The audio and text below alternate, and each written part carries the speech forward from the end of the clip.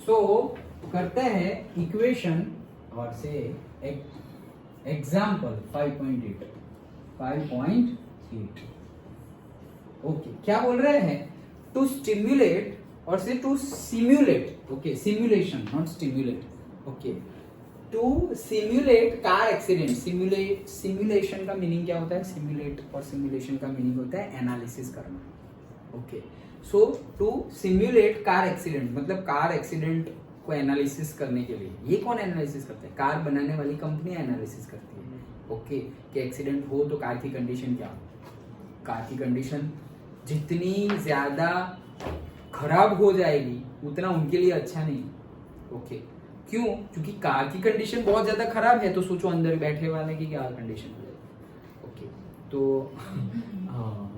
वो हाँ क्या हाँ यस, तो उसी के बेस पे रेटिंग भी देते हैं कार को, ओके।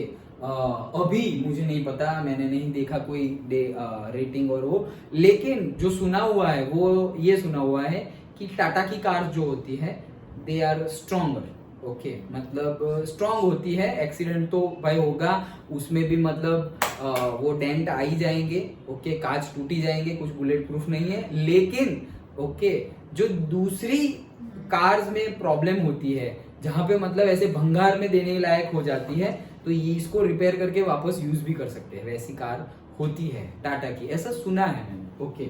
चलो, सो वैसी सिचुएशंस है। Auto manufacturer study the collision of moving cars with mounted springs of different spring constant, मतलब कि अलग अलग स्प्रिंग कांस्टेंट वाली स्प्रिंग्स है, okay.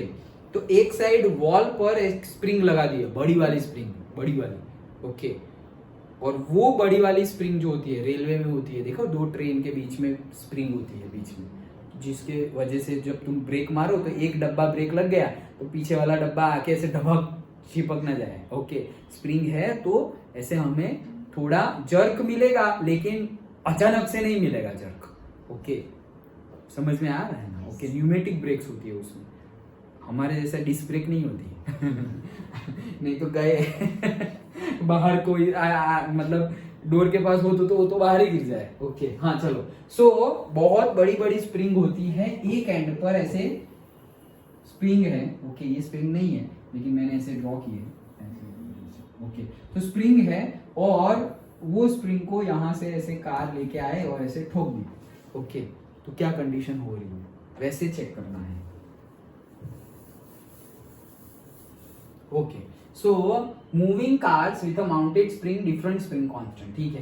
Consider a typical simulation with a car of mass given है कार का 1000 kg, 1000 kg मास है कार का, मूविंग विथ अ स्पीड भी गिवन है से vm, that is equal, maximum बोल दे क्या, वॉट एवर v बोल दो, v is equals to 18 kilometre per hour. ये तो दिख रहा है केजी, एसआई में है, ये एसआई में नहीं है भाई साहब, तो उसको कन्वर्ट करो, 18 किलोमीटर का मीटर में 1000 और आवर का सेकंड में 3600, मल्टीप्लाई करना पड़ेगा दोनों को, तो वो आ जाएगा मीटर पर सेकंड, डन। और सिंपली क्या करते थे, 5/18 से मल्टीप्लाई करते थे तो वही आएगा, 5 आंसर आएगा फिर तो। क्यों 5/18? क्योंकि इसको हम सिंप्लीफाई करेंगे तो 5/18 आएगा, देखो तो ये आधा हो गया 5 और ये हो गया आधा 18, ये 18 गया तो आंसर क्या आया 5 मीटर पर सेकेंड, ओके। आगे, ऑन अ स्मूथ रोड, भाई क्यों स्मूथ रोड बोला है? क्योंकि हम फ्रिक्शन को कंसीडर नहीं करने वाले।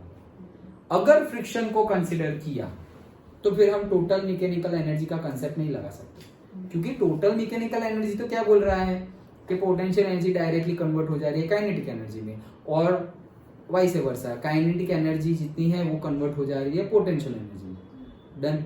लेकिन यहां पर तो काइनेटिक एनर्जी अगर फ्रिक्शन कंसीडर किया तो काइनेटिक एनर्जी थोड़ी फ्रिक्शन में जा रही है और थोड़ी फिर कन्वर्ट होगी पोटेंशियल एनर्जी में, वो थोड़ा थोड़ा नहीं चलेगा, फुल्ली ही कन्वर्ट होनी चाहिए, तो ही बोलेंगे कि total mechanical energy will be conserve. So to simplify, ऐसा होगा तो नहीं कभी, ओके, फ्रिक्शनलेस कहां से लेके आएंगे, लेकिन बोला है तो हम एनालिसिस, जैसे हमने टोटल मैकेनिकल एनर्जी का कंसेप्ट समझा स्प्रिंग फोर्स के लिए, तो उसमें हमने समझा ना कि वो जो लेयर था जहां पे हमने ब्लॉक को खींचा, तो वो जो ब्लॉक जो सरफेस पे था उसको हमने क्या बोला, फ्रिक्शनलेस सरफेस और स्मूथ सरफेस। डन। तो यहां पर भी वही केस हम ले रहे हैं कि वो फ्रिक्शनलेस है, मतलब फ्रिक्शनलेस लेंगे तो ही टोटल मैकेनिकल एनर्जी का कंसेप्ट लगा सकते हैं, नहीं तो नहीं लगा सकते। हमें तो लगाना ही है ना भाई, ओके, क्योंकि हम तो थियरी में भी एज्यूम किए हुए हैं, तो न्यूमेरिकल में भी एज्यूम ही करेंगे, तभी तो फॉर्मूला लगा पाएंगे। ओके, सो स्मूथ रोड, तो स्मूथ रोड मतलब फ्रिक्शन को कंसिडर नहीं करना है। Colliding with a horizontally mounted spring of spring constant given है, spring constant K is equals to 5.25 into 10⁻³ newton per metre. Okay, तो एक स्प्रिंग है, स्प्रिंग से वो कोलाइड होने वाली है कार, और स्प्रिंग का स्प्रिंग कांस्टेंट गिवन है 5.25 into 10⁻³ newton per metre. What is the maximum compression of the spring? क्या बोला है, what is the maximum compression, क्योंकि ये यहाँ ये स्प्रिंग है, ये कार है, ऐसे आई तो ये कंप्रेस हो जाएगी ना थोड़ी, कितना होगा मैक्सिमम कंप्रेशन, ढूंढना क्या है वो बताओ। मैक्सिमम कंप्रेशन मतलब उसको क्या कहेंगे हम, हमने जो अभी एनालिसिस किया उसमें मैक्सिमम कंप्रेशन और मैक्सिमम एक्सटेंशन को क्या बोले थे हम, correct, okay, displacement, maximum displacement, maximum displacement क्या था, एक्सएम, वही फाइंड करना है। यस, सो हमें फाइंड करना है एक्सएम, मैक्सिमम डिस्प्लेसमेंट, और से कंप्रेशन और एक्सटेंशन कुछ भी बोलो, वही फाइंड करना है, एक्सएम। डन। ओके, तो सिंपली फॉर्मूला में वैल्यू पुट करनी है। ओके, तो ये तो तुम ऐसे भी कर सकते हो। क्या काइनेटिक एनर्जी क्या है हमारी, हाफ एम वी स्क्वायर, तो एम और वी दोनों गिवन है, तो काइनेटिक एनर्जी हो गई हाफ एम, एम कितना है 1000, ये रहा, वी कितना है अभी निकाला हमने 5, तो 5 into 5, 5 का स्क्वायर, मल्टीप्लाई कर लो, आंसर कितना है 1.25 into 10⁻⁴ जूल। डन। ये काइनेटिक एनर्जी आ गई हाफ एम वी स्क्वायर। अब पोटेंशियल एनर्जी भी गिन लो। Okay, so where we have converted this, हाँ ठीक है, at maximum compression XM the potential energy V of the spring is equal to the kinetic energy of the moving car from the principle of conservation of mechanical energy। ये तो हमें पता ही है, conservation of mechanical energy मतलब क्या, potential energy maximum, kinetic energy minimum, kinetic energy maximum, potential energy minimum, एक maximum दूसरी minimum, मतलब दोनों का सम क्या होगा, सेम। डन। तो जब हमारी कार फुल स्पीड से, काइनेटिक एनर्जी हमें मिल गई है पर्टिकुलर जूल, कितने joule, 1.25 into 10⁻² joule kinetic energy है। तो जब इतनी ज्यादा काइनेटिक एनर्जी इसके पास है, वो काइनेटिक एनर्जी, सारी की सारी काइनेटिक एनर्जी लेकर गाड़ी जा रही है स्प्रिंग के पास कोलाइड होने, तो ये सारी की सारी एनर्जी चली जाएगी किसके पास, स्प्रिंग के पास, और स्प्रिंग में वो कैसे स्टोर हो जाएगी, एज अ पोटेंशियल एनर्जी। जैसे हमने अभी बोला ना कि ये ब्लॉक है, x इज इक्वल टू 0 पे था, यहां हमने फोर्स लगाया और यहां से यहां ले गए, तो यहां से यहां ले गए तो इसमें पोटेंशियल एनर्जी आ गई। डन। क्यों, क्योंकि स्प्रिंग में एक्सटेंशन आया, इसलिए उसमें पोटेंशियल एनर्जी आ गई। वही चीज है, हम जो यहां से यहां ले गए ना, वो यहां से यहां किस तरह से ले गए, कार को कोलाइड करके ले गए, वही चीज है। तो यहां थी और यहां ले गए, इतना डिस्प्लेसमेंट हुआ, तो ये हमने किया था, यहाँ पे कार ने किया है, तो हमारी मसल एनर्जी कन्वर्ट हो गई पोटेंशियल एनर्जी में, कार की काइनेटिक एनर्जी कन्वर्ट हो गई पोटेंशियल एनर्जी में। डन। पक्का, जितनी भी पोटेंशियल काइनेटिक एनर्जी होगी कार की, वो सारी की सारी चली जाएगी as a potential energy of spring. Done. Okay, so potential energy is equal to, उसका फॉर्मूला तो हमें पता ही है, हाफ के एक्स एम का स्क्वायर। एक्स एम हमें ढूंढना है, के हमें गिवन है, पोटेंशियल एनर्जी हमें पता ही है डायरेक्टली। ओके, सो 1.25 into 10⁻⁴ जूल, यही होगी ना, पोटेंशियल एनर्जी ही कन्वर्ट होगी काइनेटिक में और काइनेटिक ही कन्वर्ट होगी पोटेंशियल में। सो जो काइनेटिक एनर्जी ढूंढी वही पोटेंशियल एनर्जी है, क्योंकि तब तो जब ये मैक्सिमम होगी काइनेटिक एनर्जी तो पोटेंशियल एनर्जी क्या होगी, 0, और जब काइनेटिक एनर्जी 0 हो जाएगी तो मैक्सिमम क्या हो जाएगी, पोटेंशियल एनर्जी। तो ये मैक्सिमम है, ये जो तुमने 10⁻1.25 into 10⁻⁴ जूल जो फाइंड किया है काइनेटिक एनर्जी, वो क्या है उसकी मैक्सिमम। तो पोटेंशियल एनर्जी क्या हो गई, 0। अब ये सारी की सारी यूज हो जाएगी कहां पे, स्प्रिंग की पोटेंशियल एनर्जी में। तो वो स्प्रिंग की पोटेंशियल एनर्जी V को क्या लिखेंगे हम, 1.25 into 10⁴ जूल। क्यों, ये सारी की सारी पोटेंशियल एनर्जी में कन्वर्ट हो गई है। डन। इसीलिए हमने स्मूथ रोड लिया, क्योंकि अगर फ्रिक्शन वाला लेते तो थोड़ी एनर्जी फ्रिक्शन में चली जाती। तो सपोज मान लो 1.25 की जगह 1.1 चली गई स्प्रिंग में पोटेंशियल एनर्जी, और दूसरी 0.15 जूल चली गई फ्रिक्शन में। ओके, फ्रिक्शन होता तो की बात है, लेकिन इसलिए हमने बोला है स्मूथ रोड, तो पूरी की पूरी कन्वर्ट हो जाएगी। तो दैट्स इट, 1.25 into 10⁴। सो उसको अगर हम कंपेयर करते तो वो कितना आ जाएगा, 2। ओके, कंपेयर कर दो, यहाँ पर डायरेक्टली कंपेयर तो कर दोगे ना। क्या करना है, हाफ के xm का स्क्वायर, ये हमारा पोटेंशियल एनर्जी का फॉर्मूला है, और वो कितना है 1.25 into 10⁴ जूल। ये कहां से आया, अरे काइनेटिक एनर्जी फाइंड की, वही पोटेंशियल एनर्जी में कन्वर्ट हो रही, तो वही आंसर है वो। अब इसमें से क्या अननोन है, सिर्फ xm ही अननोन है, ये दो ऊपर चला जाएगा। सो के xm का स्क्वायर 1.25 का क्या होगा, 2.5 into 10⁴ जूल।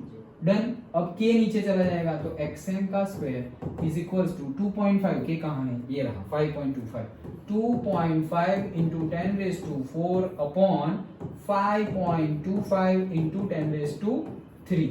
डन। 3 तो उड़ा दो। ओके, तो क्या हुआ, 25/10 लिख सकते हैं इसको लिख सकते हैं 525/100। एक तो 100 था ही ऊपर, यहाँ 10 था ना, एक 3 निकल गए, एक तो है, दैट्स इट, इतना रहा। अब ये 10 है, ये 10 का एक 0 भी निकाल दो। 25 5 5 जा, और 5 5 10 जा, 25 5 जा 105। ओके, और अभी होगा 5 से, तो 5 से कितना होगा, 5 5 2 जा, और 5 1 जा 21। Okay, so 100 divided by 21, 100 divided by 21, 20 से करेंगे तो क्या आएगा, 5। 20 से करेंगे तो 5 आएगा। सो 21 से करेंगे तो 5 से कम आएगा। ओके, तो वो कितना आ रहा है, ओके, और 4 पॉइंट समथिंग आएगा। ओके, और उसका स्क्वायर है, ये क्या फाइंड कर रहे हैं हम, xm का स्क्वायर, तो ये कितना आया 4.76। ओके, कैलकुलेट भी कर ले, 100 divided by 21, very good, 4.7619, correct. Okay, so xm का स्क्वायर, सो xm कितना हो गया, स्क्वायर रूट। ओके, तो भले ही बुक का आंसर एग्जैक्ट ना हो, हम तो एग्जैक्ट आंसर ले आएंगे। 2.18 xm है तो मीटर नहीं आ रहा। डन। ओके,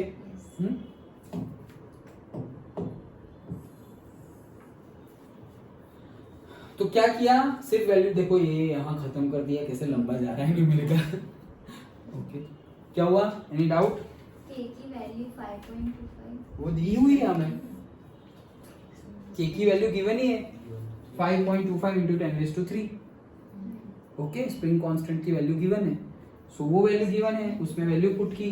तो भले ही इन लोग ने देखो, ये देखो, इसीलिए हमें लगता है ये कितना छोटा न्यूमेरिकल है, धड़म खत्म, अरे ये कैलकुलेशन करते करते यहाँ आए।